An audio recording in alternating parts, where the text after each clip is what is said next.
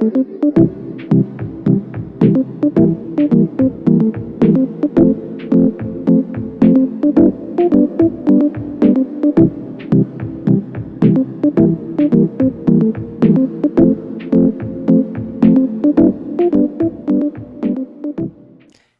welcome back.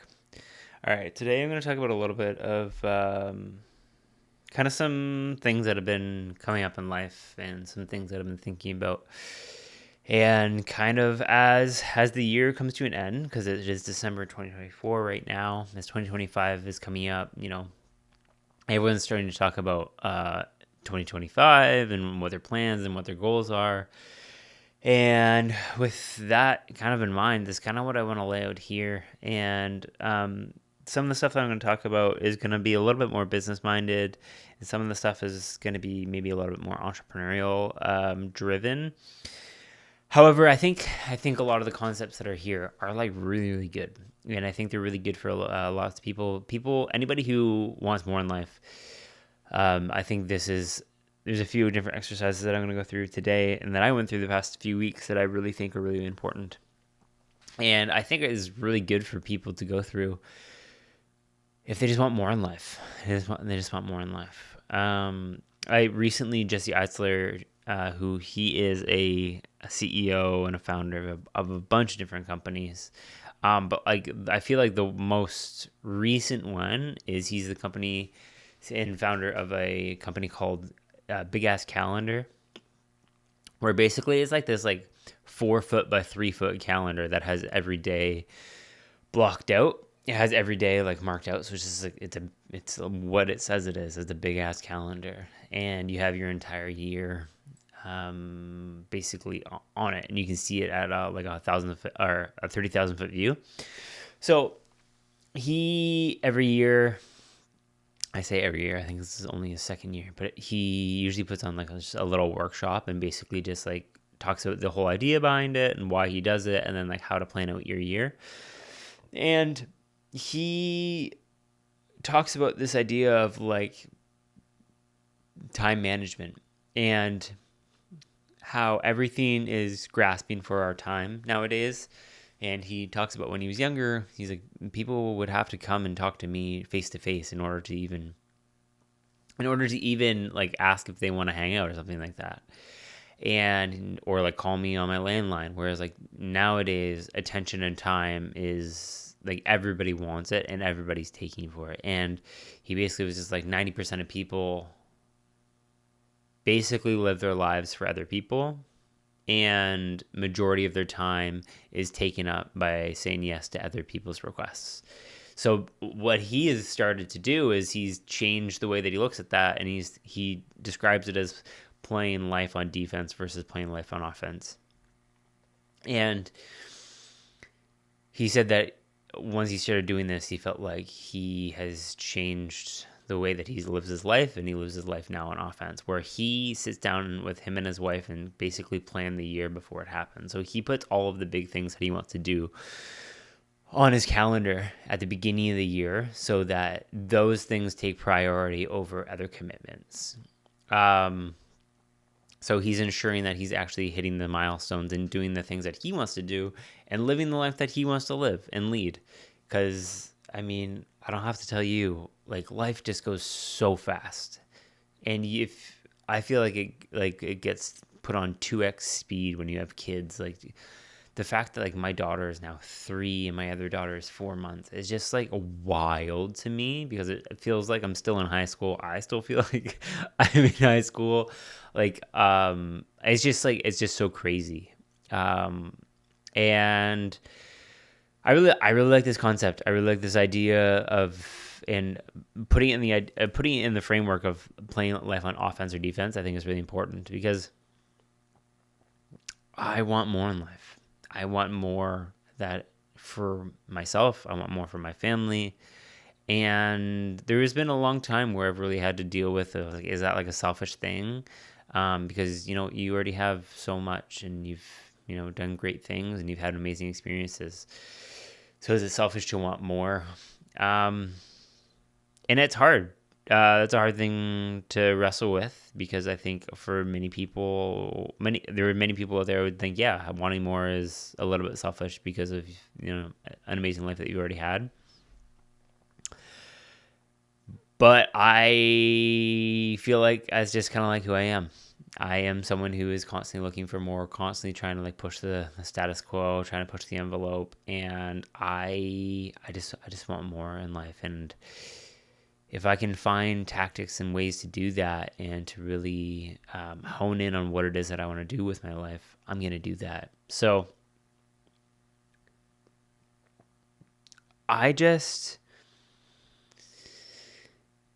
I don't know if this is maturity, and it might be, or if it's just maybe just coming to realizations, or just having a few moments of time recently to actually sit down and reflect and think on things. But this past month or so, I feel as though my entire framework on business, life, has just like made this shift that has felt very, very significant for myself, and felt very significant for the trajectory of my life and for my business. So, to give a little bit of a background and framework, when I was growing up, I was around like my mom and dad. My mom and dad were my dad is a mechanic, and my mom is a nurse, and then my stepdad is a teacher. So they like professional life was just kind of like around me, and getting good education, finding a good job, and kind of doing life was what you did. That's kind of like how you just did life. And it's kind of like the plan that I had for myself. And when I felt like I was called to be a pastor, that's like kind of like, okay, this is what I'm going to do, and I'm going to work for the rest of my life. And that's kind of like what it is. And I didn't feel guilt about that. I didn't feel anything weird about that. It's just like, it was good. Like, and I don't think there's anything wrong with that. If that's the life trajectory that you feel as though that is laid out for you, I think that's great. And the other thing too is like being a pastor was something that I felt called to, and I was like, this is what I want to do for the rest of my life. So I was like passionate about it. So I'm like, I'm not upset about how that transpired at all. However, when I left pastoring, and it like pastoring was like the dream, and then when I left it, it was like the death of a dream in a lot of ways. And it was like, I didn't realize how closely tied being a pastor was to my identity. And there's a lot of stuff that I really needed to work through with that, because my identity was wrapped up in a profession. And I don't think that's a great thing. And even so much so, when I left, I like called a few people in the church world, and they were like, whoa, this is a big deal. This is like such a big deal. But then I called my brother, who's not in the church world, and his response was, okay, like, are you going to get another job? And I think it frames the entire experience very, very well, because for me, it was like a life altering moment. Like, it was a really, really big thing. And like I said, like, it was like the death of a dream. It was like the death of what I felt as though was my aspirations in life. And then for my brother to frame it in a way of like, well, are you going to get another job? And I was like, oh, yeah, this isn't a big deal to you. And I like, he wasn't intentionally trying to downplay it at all. Like, he was just genuinely asking. But like, that has stuck with me, because I'm like, oh, that's really interesting, because it was just a job. But I didn't realize how closely tied it was to my identity. And so, I working through that over the last like number of years, and then like I like fell into business and started my own business, and what that would look like. And as I started to grow and get mentors in business, I was like, oh, this is something that I really love to do. And had some really big wins pretty quick. And as I grew in that, it was something I got really, really excited about. But again, it kind of became my identity again in a weird way, but I was really, really quickly able to identify it. And when I identified it, I was like, okay, this is like something needs to shift here. And there was like a bunch of other things that kind of happened throughout that process that made me realize pretty quickly like the type of business that I was trying to scale and the things that I was trying to do and all of that. And then there was also another part of it too that I was like coming out of like a big shift in my life that I maybe jumped maybe too quick into something new to like try to scale something quick that I don't know if I was necessarily in the most healthy place to do that. However, regardless, I'm glad that I did it because I'm here now.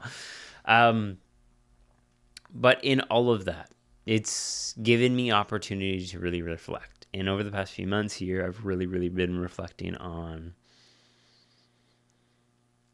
the life that I want to build, the life that I want to lead, and the things that I want to do in life. And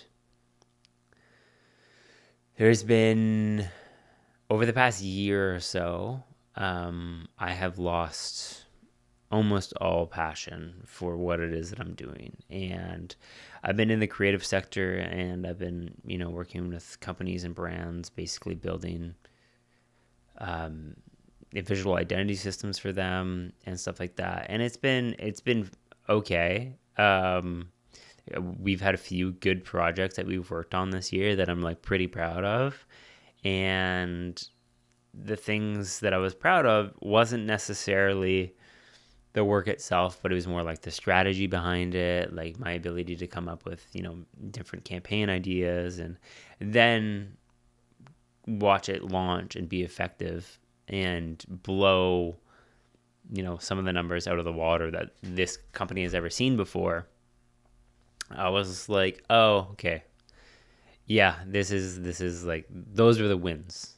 It wasn't actually necessarily doing the work, but it was the strategic side of it, guiding companies, helping them overcome different beliefs that they've had about themselves, helping them uncover who it is that they truly are, really like deeper things that I have perspective on and I am able to speak to also because I am in the creative sector.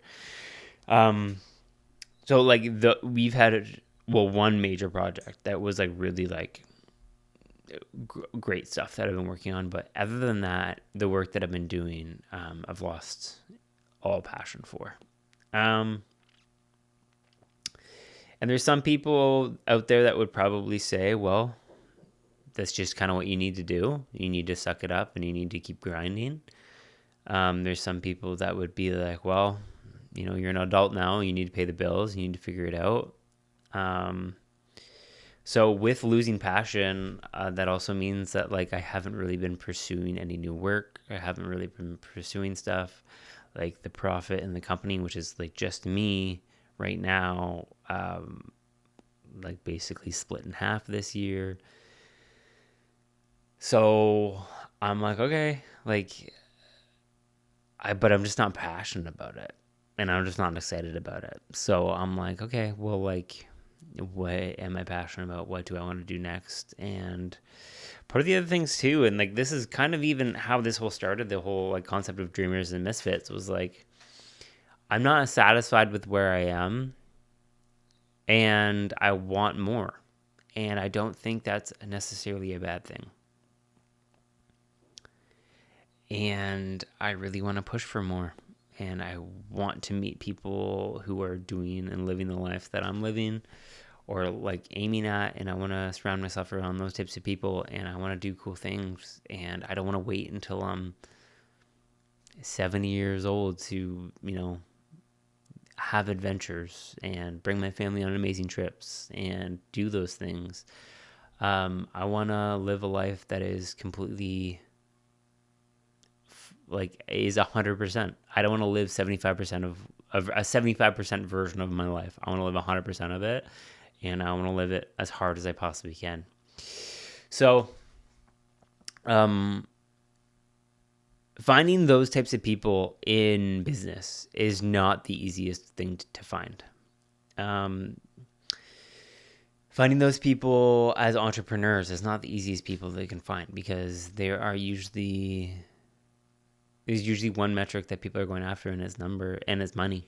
And for me, money has never been the motivator. It's what money would bring is a motivator, and that's like freedom at the end of the day, which I feel as though is a chorus that's being sung by many, many people my age, and people with different mindsets like myself, who just want freedom to do what it is that they feel as though they want to do, and trying to get out of the system of just grinding. And I think also the part of the passion of not necessarily going into a formal profession and trying to build something myself also comes from, and my mom and I've talked about this even, is she's I have a ceiling of how much money I'm able to make, where that to me it already makes me feel claustrophobic. And I was like, okay, well, what if I'm making as much money as I possibly can at this job, but I still can't live the life that I want to live? Why? I'm there's an infinite amount of money out there, so why can't I have just a tiny slice of the pie to live the life that I want to live? And the thought of being restricted due to people saying this is how much you're worth is just no bueno for me. That's just not it. So that's part of the inspiration and the passion comes from is I want to be able to not have a ceiling on myself, because then if I don't have a ceiling on how much I make, I don't have a ceiling on how much I can create, and X, Y, and Z, and goes down the list. So finding those types of people in business is very hard. Finding the types of people with a similar mindset as myself is hard, because like I said, a lot of them are just chasing after money or chasing after metrics pretty aimlessly. And I have found this guy who is one of the first people that I'm really, really resonated with, and he's living a life that is very, very similar. He's on a similar path to me. I feel as though he's just maybe a few years ahead of myself. And he did the what he coins as the bro scaling company, where he just hustled until he brought his company to a few million, and then was hustling with a team of 22, and then kind of did an experiment of, I wonder if I can just do this myself, scale it down where it's just me and a virtual assistant, and then kind of scale it as a consultancy. And he did it, and it's just him and a VA, and he just makes I think he just crossed $2 million or something like this cash collected this year, US. So I'm okay, sick. This is, and he is very much yeah, I just want me and my family to kind of go and do whatever I want, whenever we want, and has done that. He's from New Zealand originally. Now he lives in Bali and kind of lives the life that he wants to live. So the other day he was on Instagram, and he was hey, I'm just running around, and I have a few extra spare weeks here that I don't have planned. Let me know kind of where I should go. And I should also caveat this, whereas this guy isn't have millions of followers. This guy has I think 10,000 followers, and even his YouTube is 4,000 subscribers or something. So numbers aren't crazy, but this guy's doing $2+ million a year. So yeah, he's on Instagram, and he's hey, what city should I come to?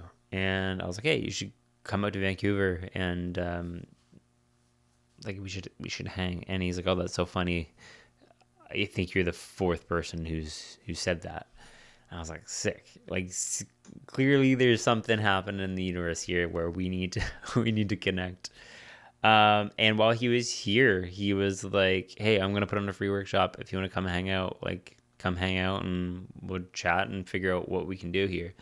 So I went out to Vancouver with a few friends, and we went to his workshop, and he's dude, no pitches, no nothing.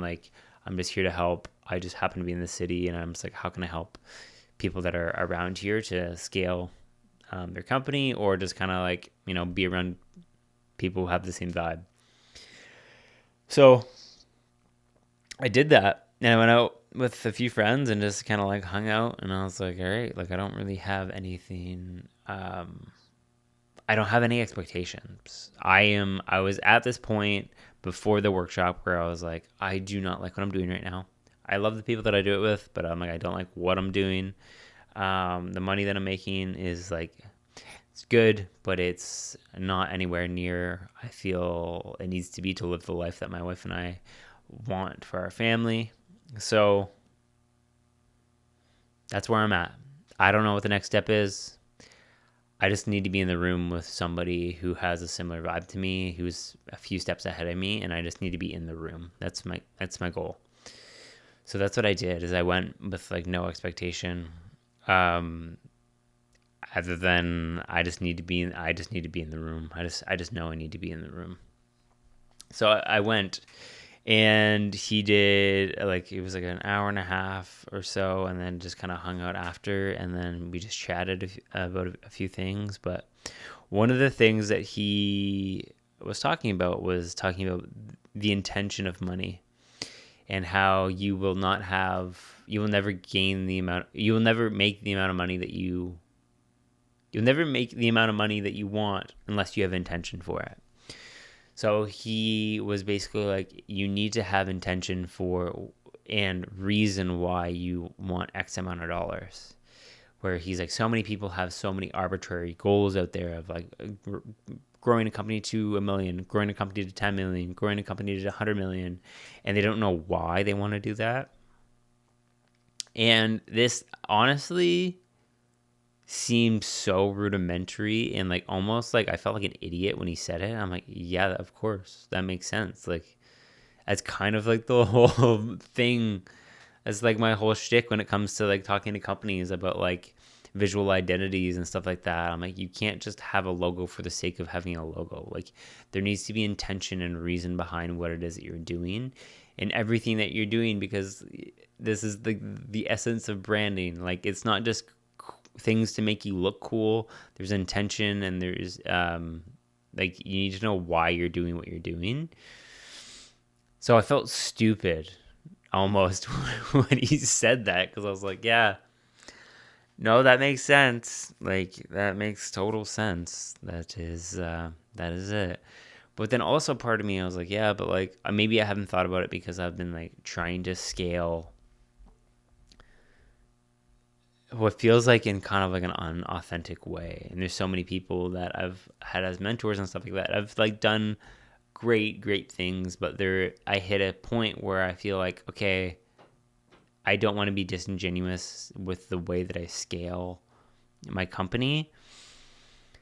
And some of the business tactics and stuff like that are out there. Like, well, this is just what you need to do to make more money. And I'm just like, yeah, I'm just not okay with doing that. Like, I'm not here to look scammy or be scammy. Like, I want genuine results for my clients, and I want to make money honestly. Like, I'm not here to gouge people for money just for the sake of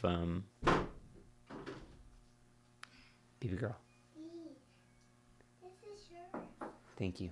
Sorry, my daughter just came into my room. So when he said that, I almost felt like dumb, because I was like, yeah, no, you're right.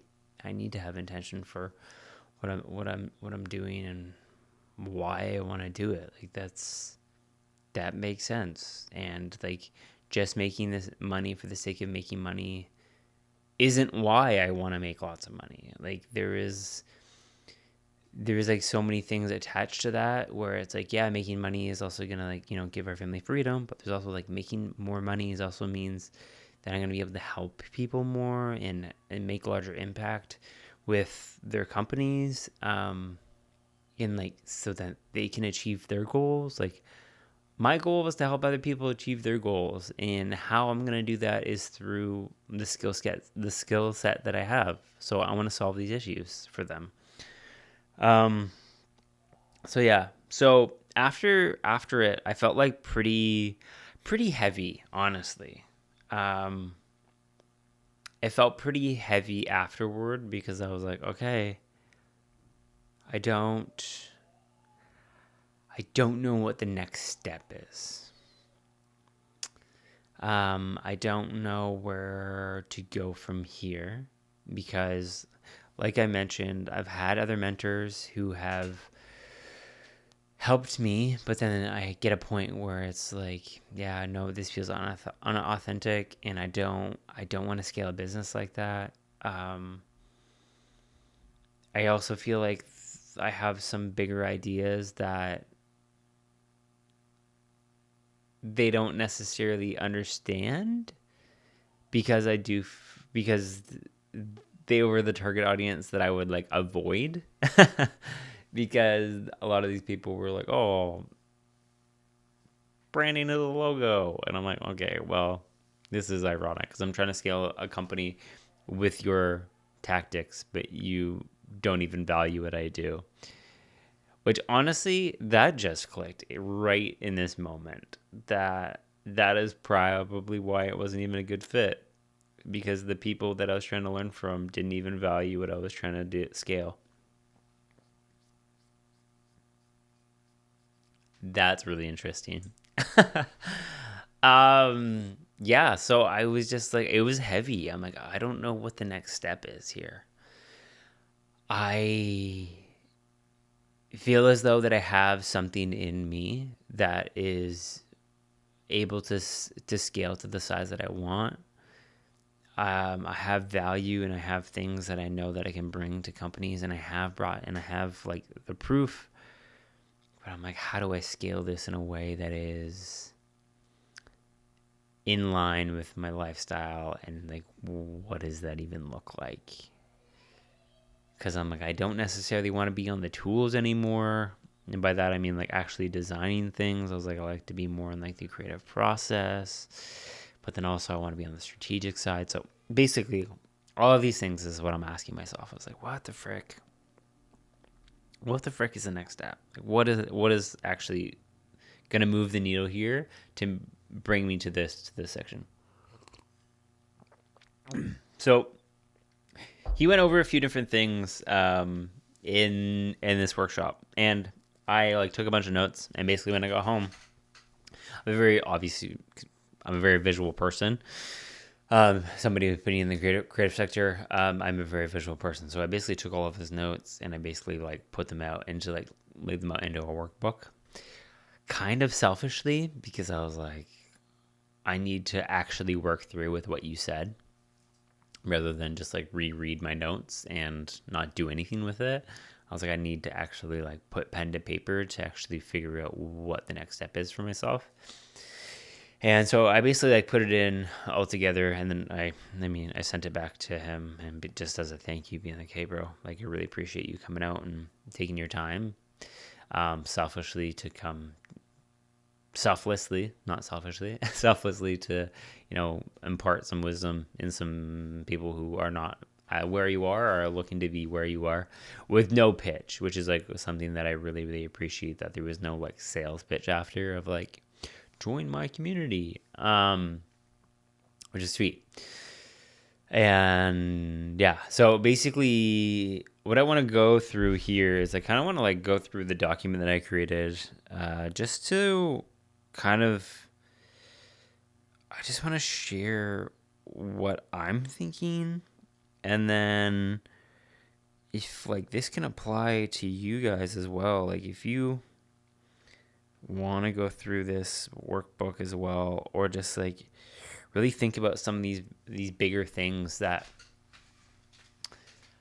I feel like honestly has been one of the most effective strategies that I have done in a very, very long time, where I felt like I got some really, really good clarity on where I want to be. Now, I'm going to preface this before I go through it, and I just want to say that like, this is most likely, this planning is most likely most beneficial for a entrepreneur, somebody who has their own business and might be scaling, and is probably the most potent for this, because there's some things in here where it's like you just don't have control over that, because you might be in a certain industry, or you might have, a job that you don't have. You might have a ceiling as an income, which is fine, which is totally fine. However, with that being said, I think this is an amazing, amazing exercise, because I think it's a really good exercise to really narrow in on like what you actually want to do with your life, and what you actually want to do going forward, and what are like the actual goals that you want. And if this is the life that you want to lead, what is it going to take to get there? And, it might be hard decisions. I have a friend who I like shared this with, and I was like, hey, I don't know if this is like I basically just shared my experience of like going through this and the clarity that I've gotten from it. And they were like, oh, this is really, really good. I should probably do this too. And they were like, well, I actually have an opportunity coming up where I potentially could come on full-time staff to a company, and then basically like leave my own business and just go on staff with another. And she was like, maybe I should just go through this, and it'll give me clarity on if this is the good next step for us and my family or not. And I was like, oh yeah, that's really powerful to see if like this is going through this is just to see if it's a good decision to take a job or not. I was like, oh, that's really thought. Because if you have clarity on what your life looks like, it becomes pretty clear of what the decisions are that you need to make, and if it's going to be beneficial for you and your family going forward. So like I said, I think this is probably more geared toward entrepreneurs. However, I think the clarity that you get on your life and what you want your life to look like, I think is super important. And then, even if you can't change your income, maybe you can, start a side hustle. Maybe you just budget harder. Maybe whatever it is, I think this is a really, really good exercise. I also do want to make the caveat as well that this exercise is not mine. This isn't something that I came up with. This is something that I learned from this guy, Dan Bolton. Hit him up on all the socials. He's the one who taught this. I don't know if he took it from somebody else. It is not like the most robust, but this document that I created for him is the clarity that I got because I went through basically my notes and created this exercise through that. So I do want to caveat that. So the first page here is just like what I call that. He talks a lot about being like a wizard, just because he's making immense amount of money with very, very little effort. But the first thing that he talks about is the ideal day. And the whole concept behind this ideal day is there's going to be ups and downs in life. There are going to be, big moments and low moments. There's going to be amazing trips. There's going to be, the mundane. But basically, what is your ideal day? What is the day that you want to live every single day and could live every single day for the rest of your life and you would be happy? And what would that day look like? So I think this was really, really, really clutch, because I was like, it really helped me weed out what I actually want like my day to look like. And for some people, it's not working at all. For other people, it might be working completely. So as you see here, there's like, what is your ideal day look like? For some reason, this is super compressed. I think this is a really old iPad that I'm on, so the visuals they does not look like this. For some reason, it is super compressed. Regardless, it even divided the lines. That is so funny. Anyways, the ideal day. So on here, there's country and city. Where do you want to live? And what city do you want to live at? And then location. Location and city are different because location is are you in an Airbnb at this place? Are you in a rental home? Is it your own house? Are you even at home? Are you moving from hotel to hotel? that types of things. And then like, who are you with? So for me, I mean, this might change. As of right now, like I want to live in Canada. I absolutely love, I love our country, though others might disagree. I think we're one of the most beautiful countries in the world. However, the other thing that why we want to live where we are now is because our community is here.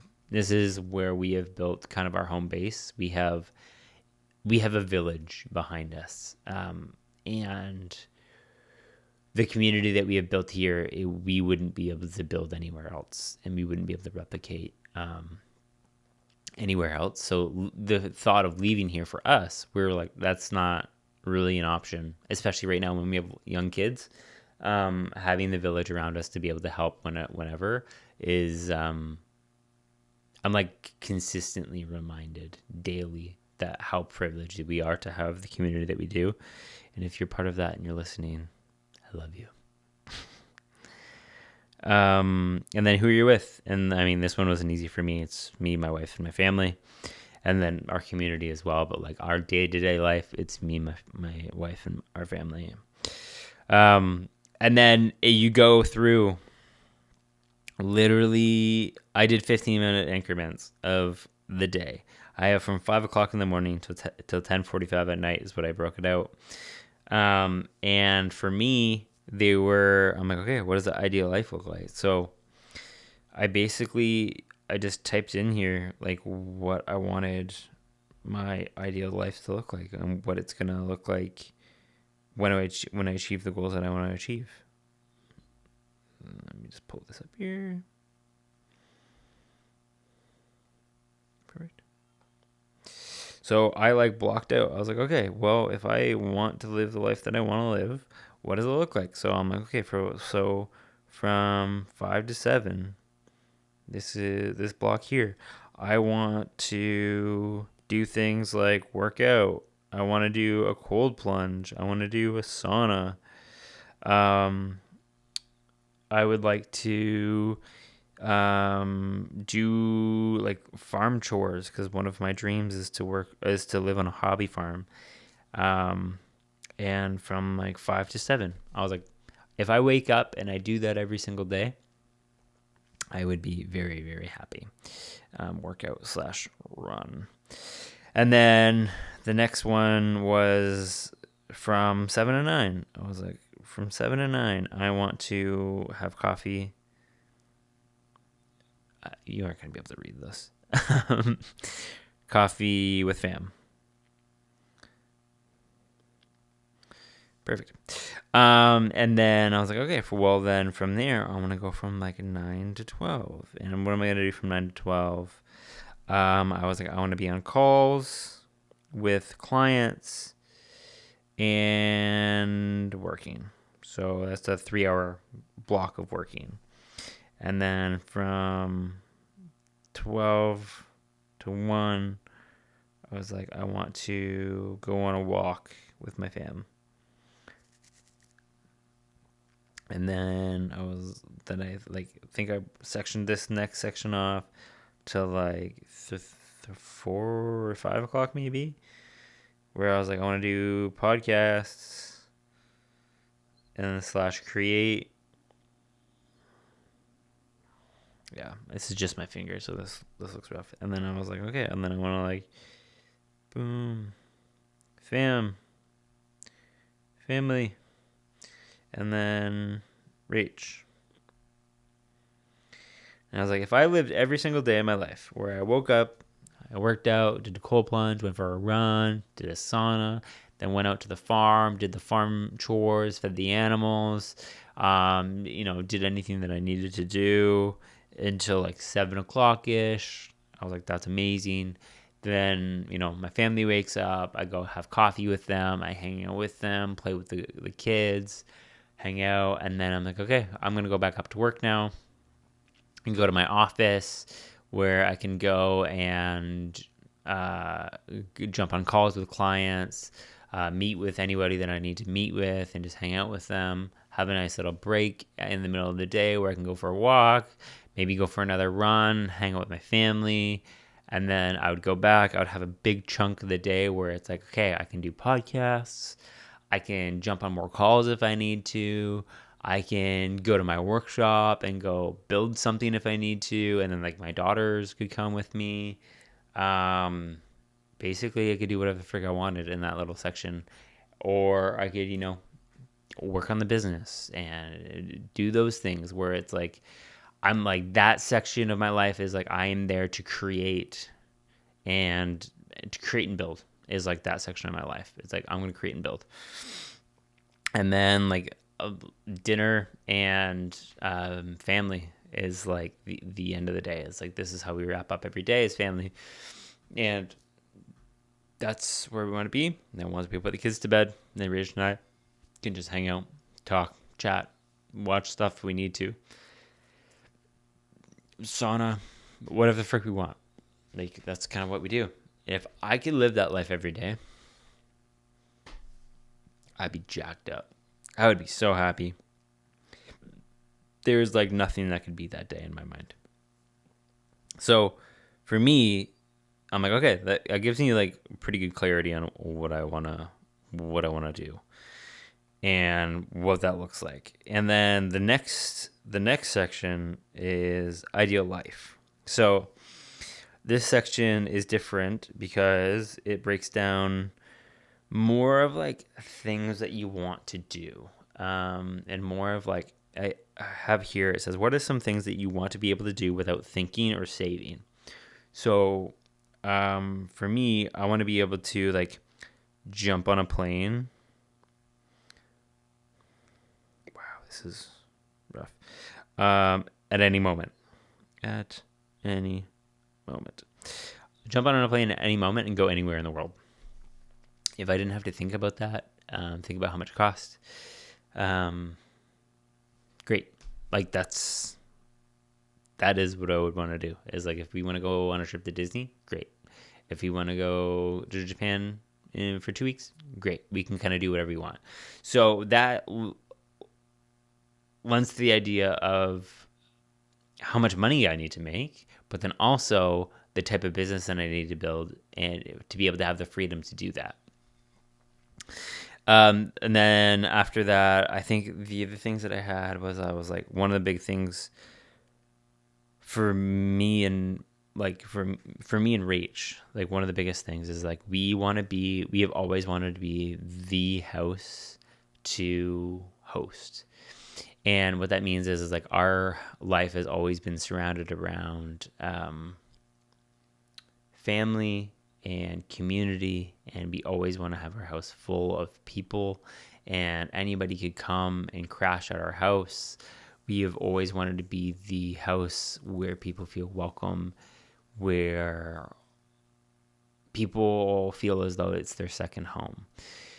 We've always wanted to create a space for that, and even like the house that we're in now, it is probably a little bit bigger than we need, but the reason why is because we have always wanted to be the house where community is built, memories are lasting. I want to feel as though that my kids can bring their friends and stuff here and have fun and feel safe. And that's something that we always wanted. So like, that is like one of the core things of Rachel and I in our relationship. I'm actually going to grab my filled out sheet.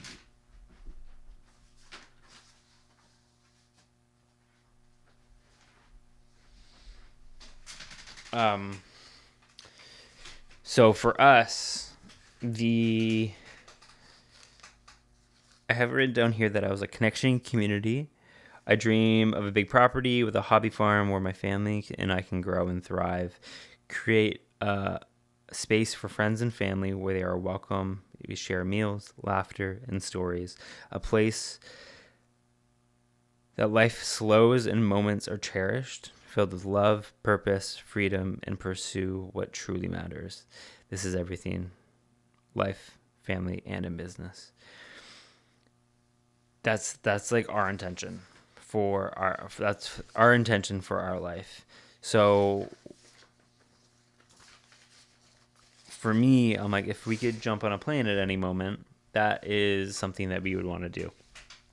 The other one is that both Rach and I, we want to homeschool our kids. So for me, like just that freedom to homeschool. Freedom to homeschool. Whatever. That was rough. Freedom to homeschool, travel anywhere in the world.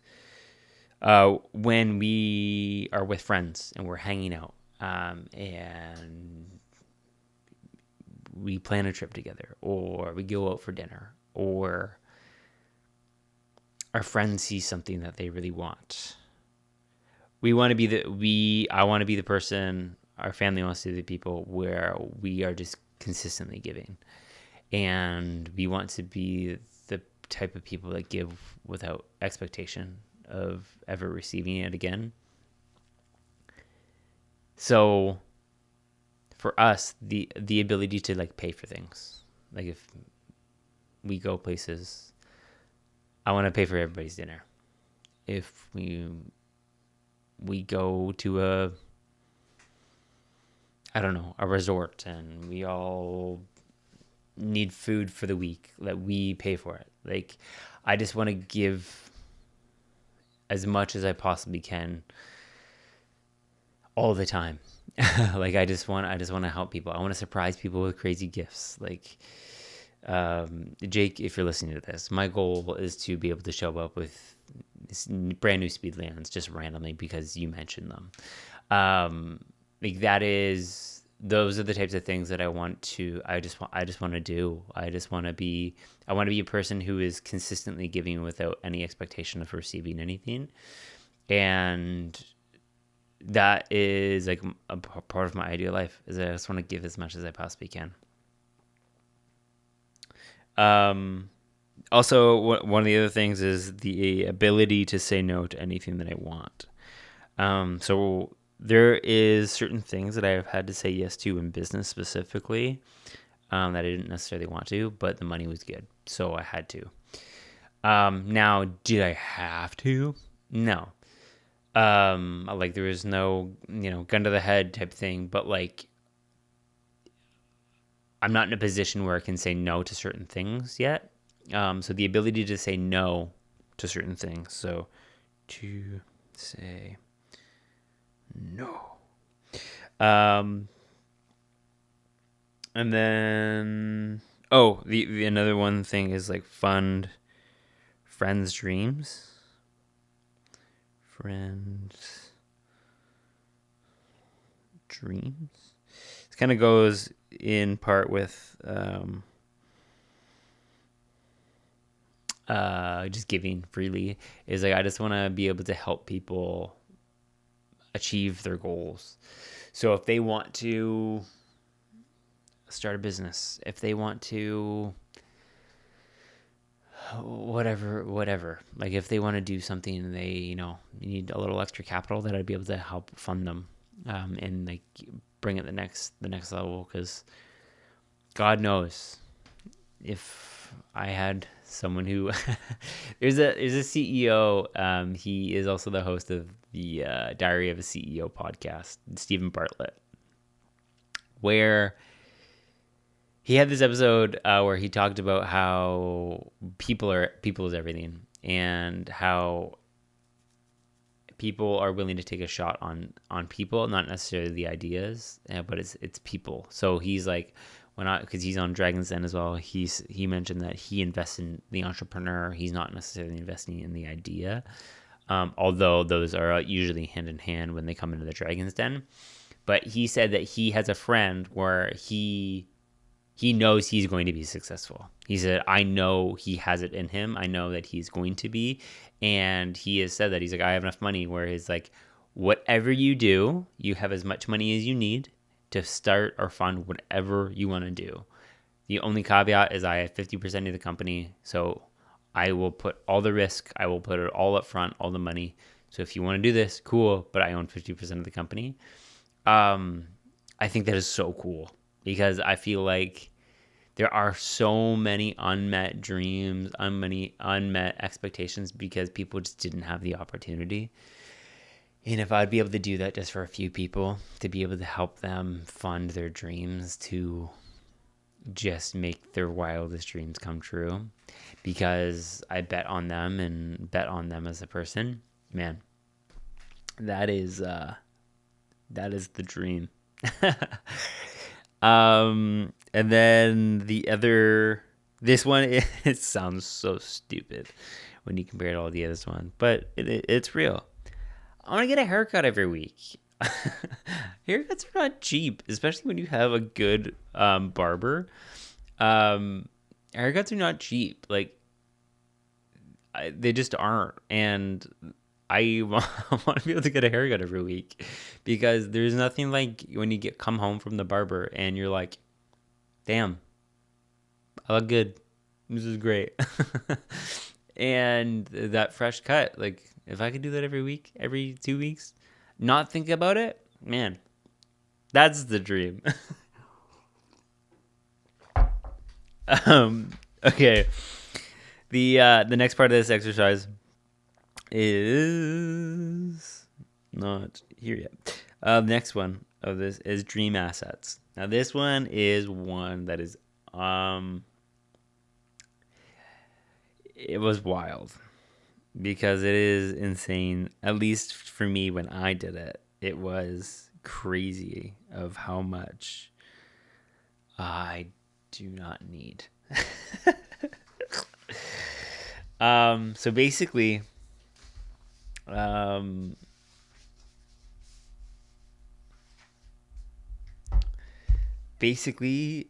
have here, like when I was writing this out, it was like, whatever asset you want, why do you want this, and does it align with your life? And when you go through your ideal life, I know what that looks like in your day-to-day, and then you go through kind of like the extra things. There are a few other extra things that I wanted, and I'll get to that when it comes to the next one. But this one was like really revealing because I was like, what do I want? And I put as an example a Tesla Cybertruck because I think Tesla Cybertrucks are sick. And I know that's probably not the most popular opinion, but whatever.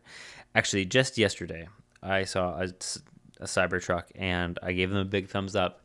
And it was kind of dark out, and I think they think that I flipped them off. Which is whatever. But I was like, oh, that is so sick. I think it's so sweet. But I was like, okay. I was like, just an example. I was like, if I were to put Tesla Cybertruck, why do you want this? Because it's cool. There's no other reason. I think it's just cool.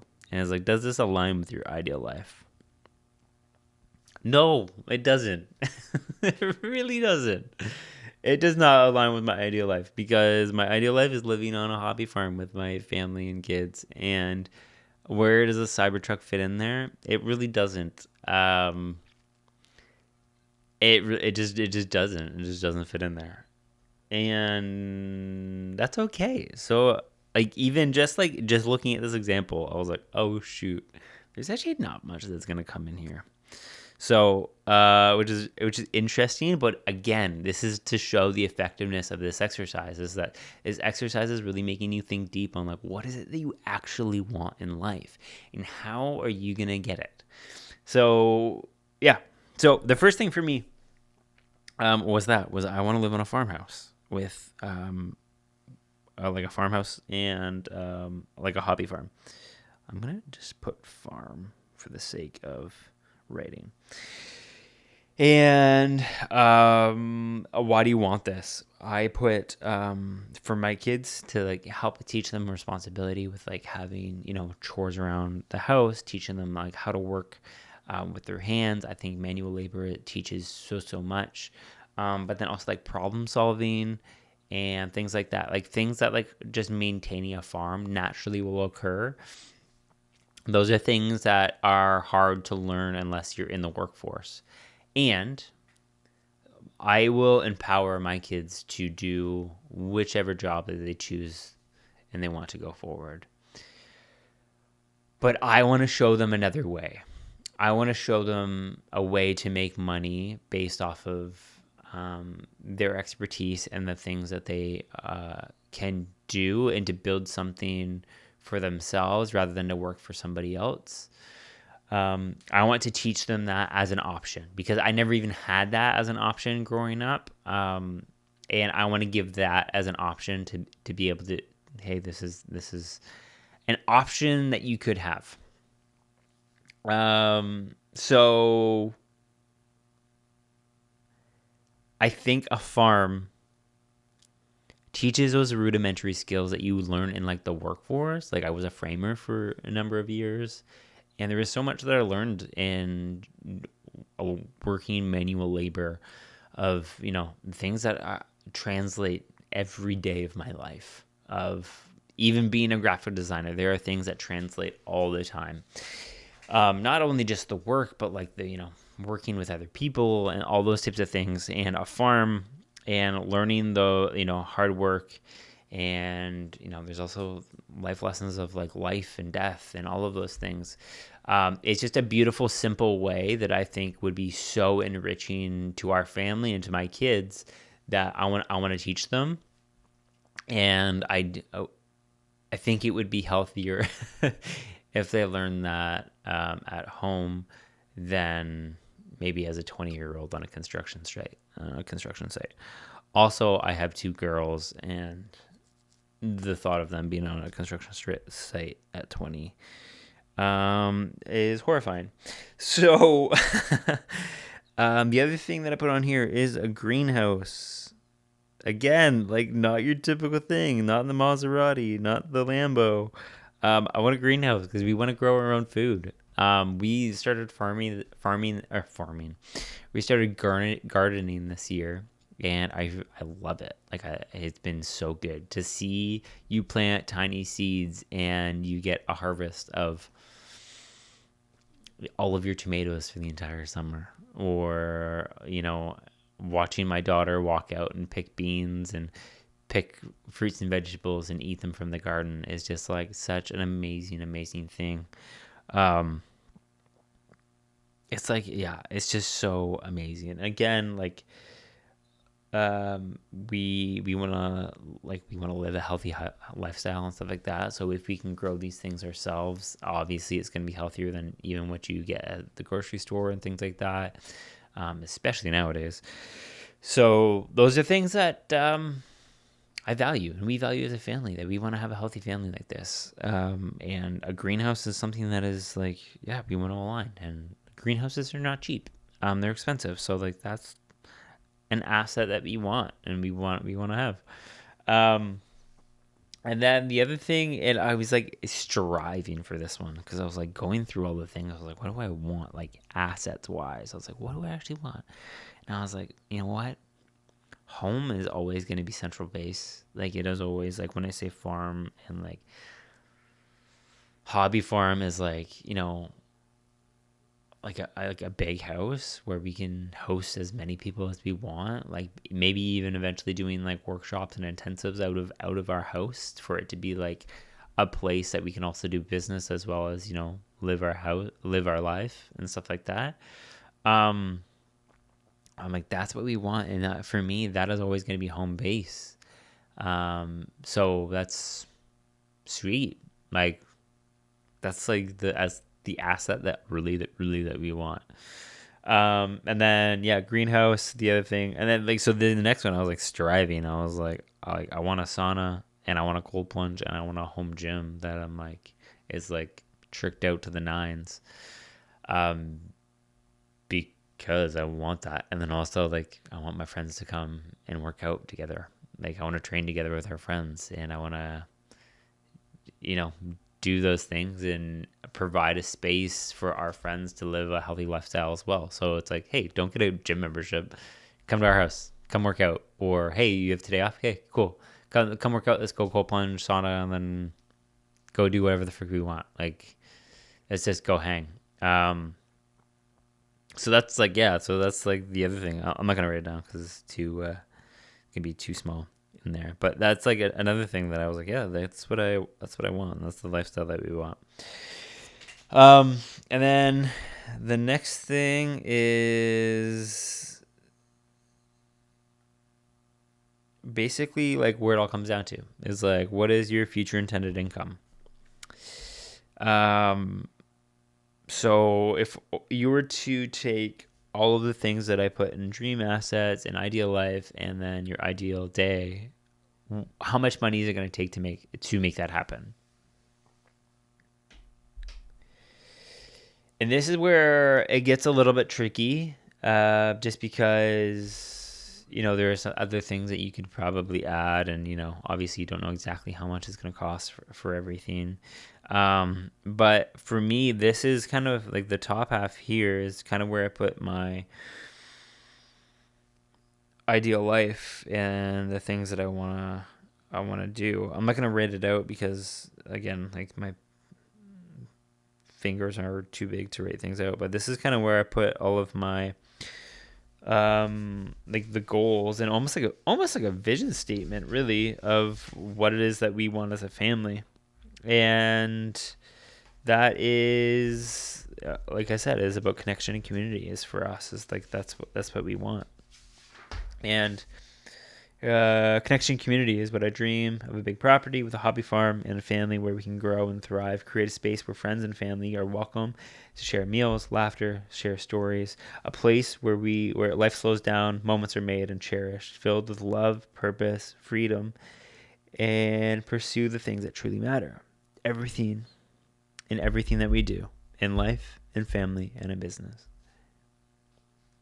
That is, I'm getting choked up just talking about it, because that is the perfect life, in my opinion.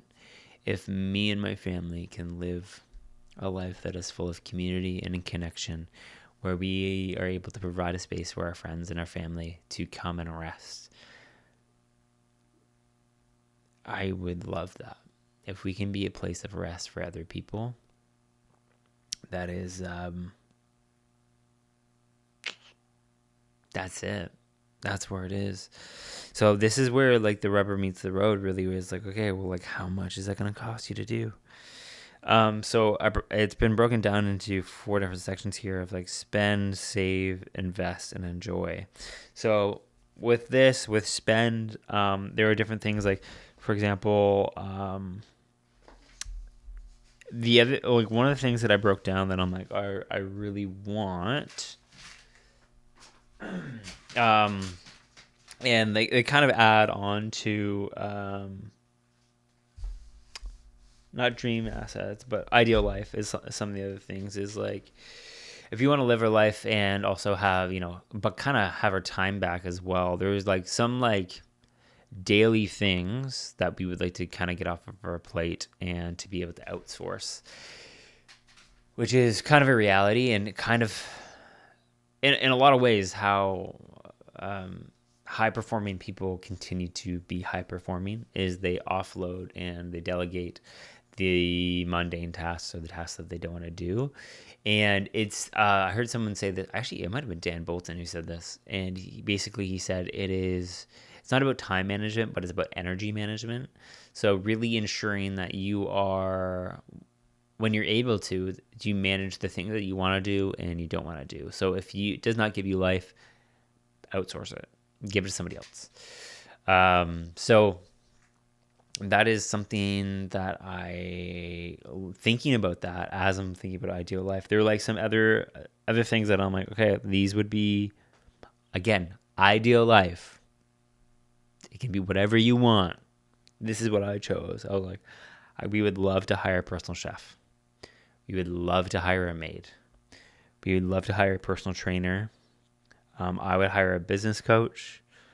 And then there was another thing that was like, we would love to go on family trips, and it's like maybe 4 or 5 of them a year. And then we would also want to hire somebody to like maintain the farm, be like the head of the farm, to be able to like ensure if I'm away for business or if I'm here that like everything is still getting done, as well as someone who's more knowledgeable than me, because I don't know what the frick I'm doing. But I would love to like be a part of maintaining it by hiring like a lead or a head, and then potentially hiring friends, kids, maybe if they needed a job in the summer or something like that to work the farm.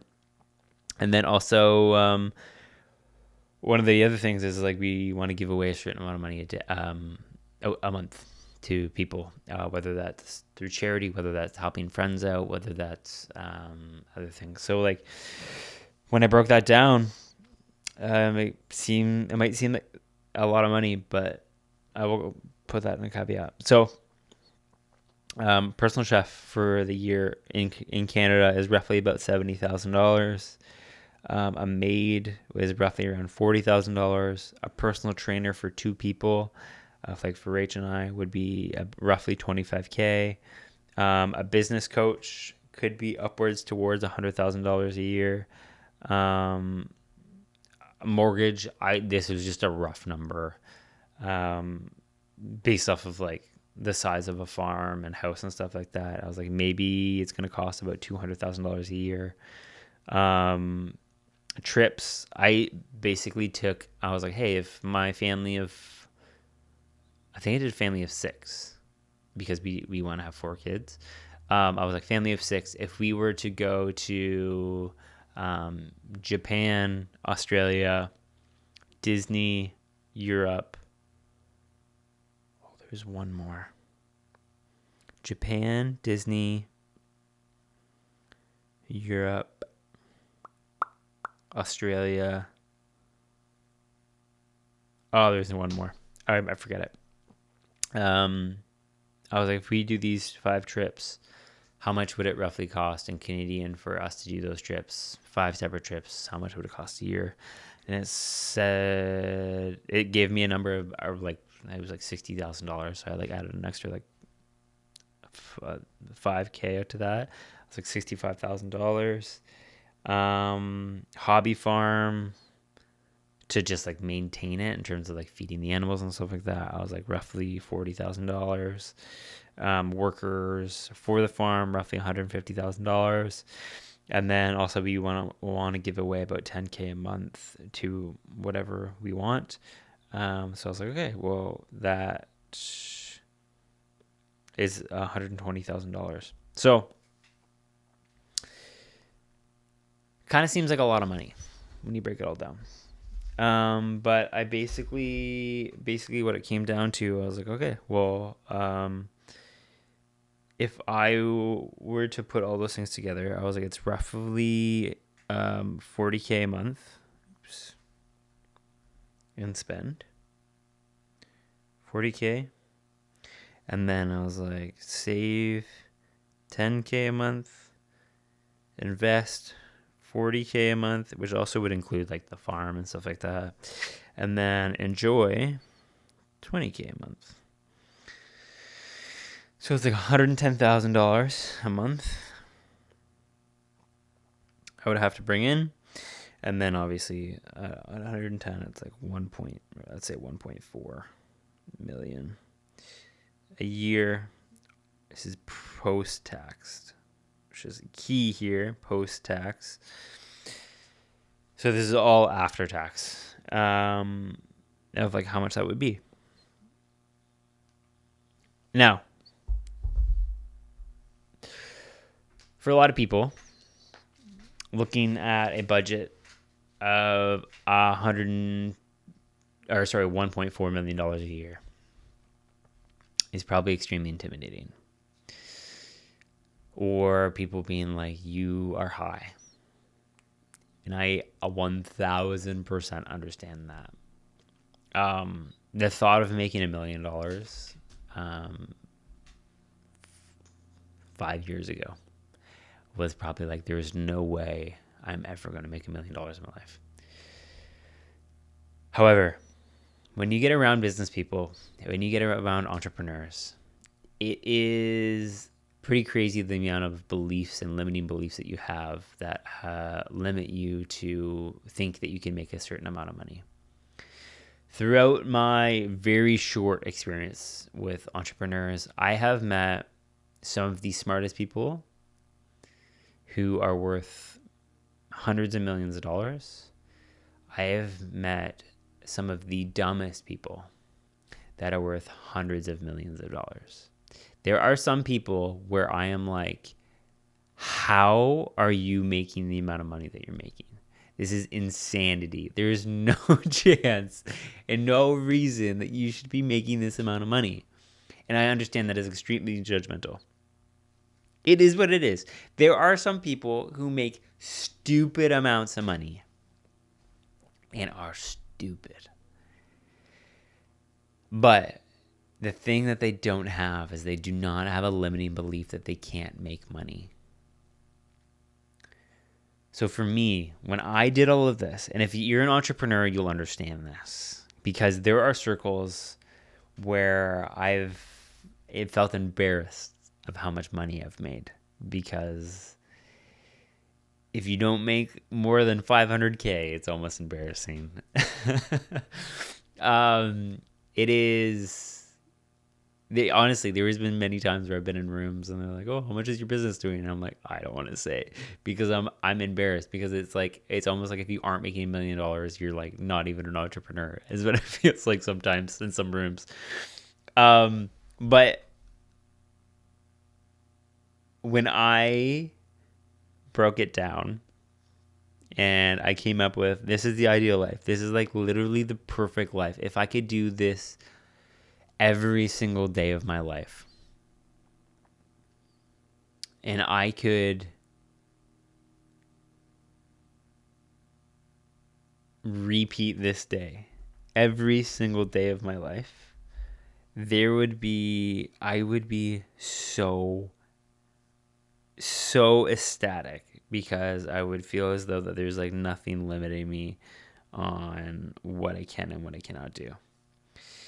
And I'm so down for that. I am so game for that I want to live the life that I want to live, because I don't want to live my life at 80%. I don't want to live my life at 60%. I want to live my life at 100%. And in order to do that, if it's going to take me to making $1.4 million a year, then that's what it's going to take. And I got to find a way to do that. For some people, it might be less. For some people, it might be more. But for me, and knowing the capability that I have, knowing the numbers that I have done, trying to build a business that I don't love, $1.4 million for me was like a giant weight off my shoulders. A giant weight off my shoulders, because $1.4 million post-tax is actually like $2.8 million Canadian, because there's like a 53.5% tax.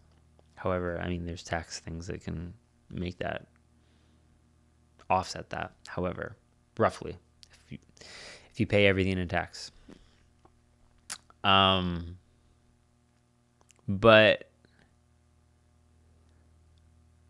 $1.5 million based off of other people's offers, based off of what I know, could be as little as 30 clients a year.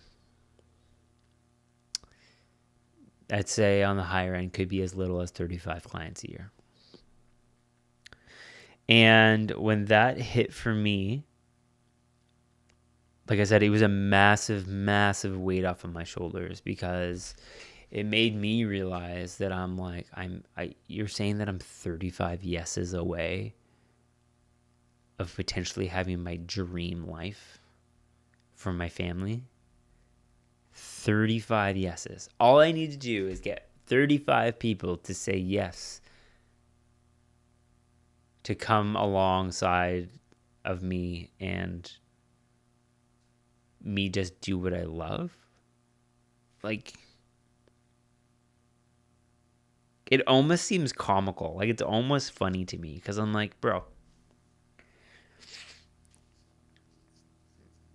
35 people, like what would I need to do to, like, have I made 35 deals in my life? Have I made 35 deals in my life of business? 100% I have. I have sold way more than 35 times to people. I've had way more than 35 clients in my life. But if I can create something that is surrounded around my life that allows me to live that life every single day, and I can provide people with an immense amount of value, and I can get 35 people to say yes to that package or that offer or that consultancy, I can live the life that I want And then once you're in that state of living 100% of your life, then it's game over.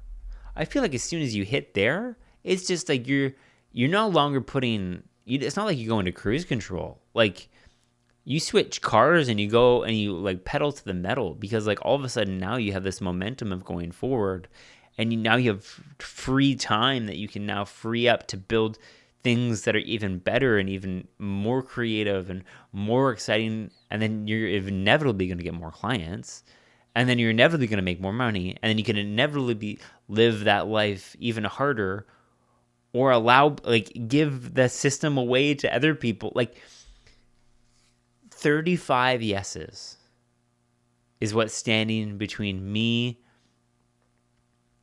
and in our ideal life as a family. 35 yeses.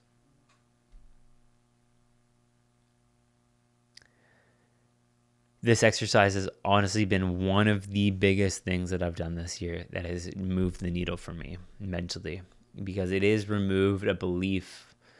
Because there's a long time where I was like, in order for me to make a certain amount of money, I need to become a scam artist. And I was also aiming at different. I was trying to fulfill and live someone else's version of success.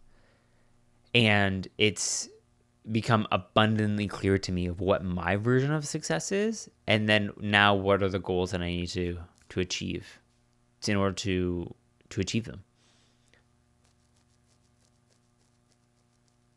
And 35 people saying yes to something that I create is not that far away. That's so exciting. That is so unbelievably exciting.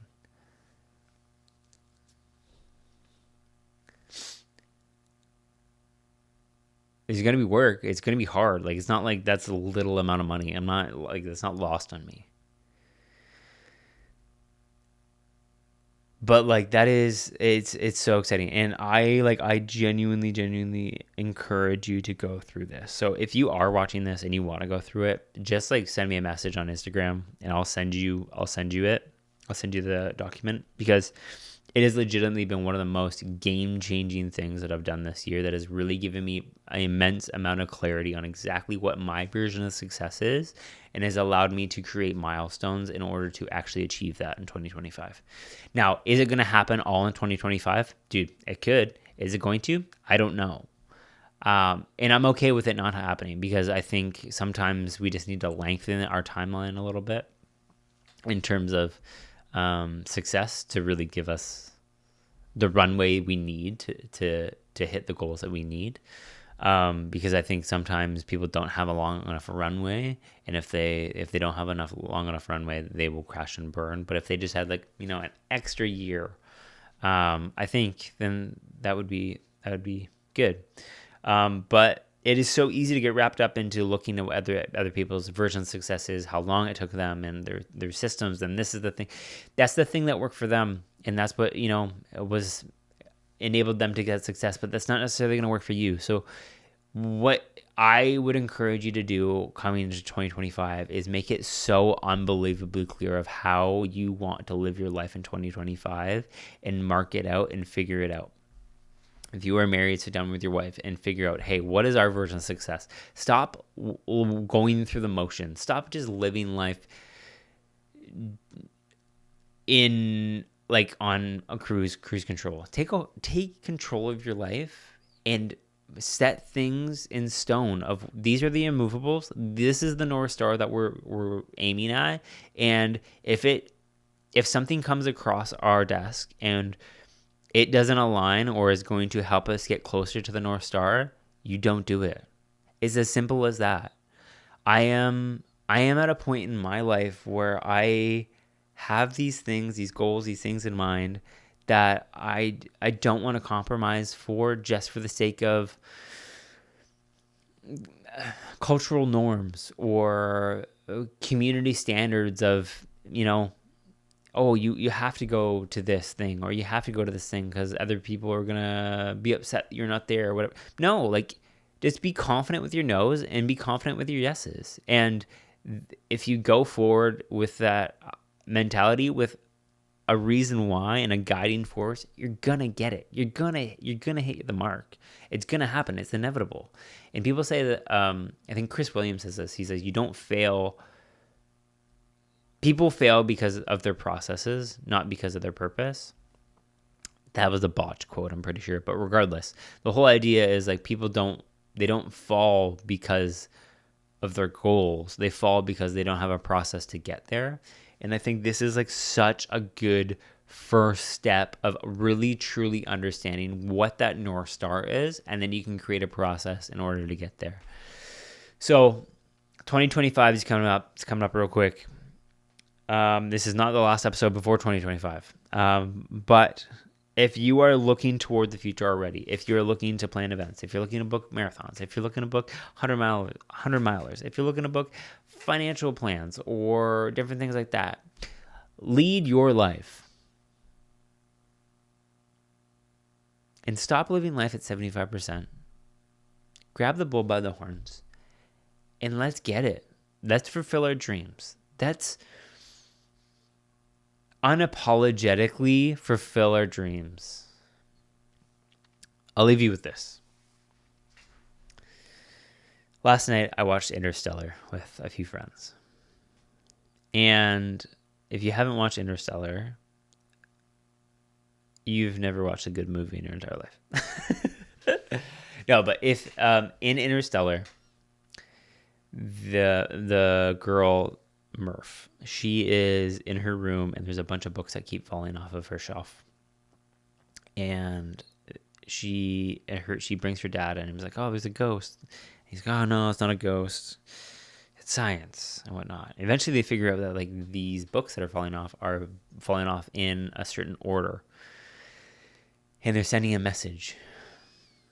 And fast forward to the end of the movie. The dad is actually in a like space-time continuum thing where he is actually on the other side of the books and he's the one who's pushing it off. So he is now in the future looking back at him and his daughter and their encounters in her room, and he's watching it and he's trying to send them signals. His future self is trying to send signals to his past self. And I'm like, if my future self were to come into my life right now, what is it that he would be saying to do or to stop doing? What is it that he would do that he would grab himself and say, just do this, or just get it together, or just figure it out, or just what would they be saying?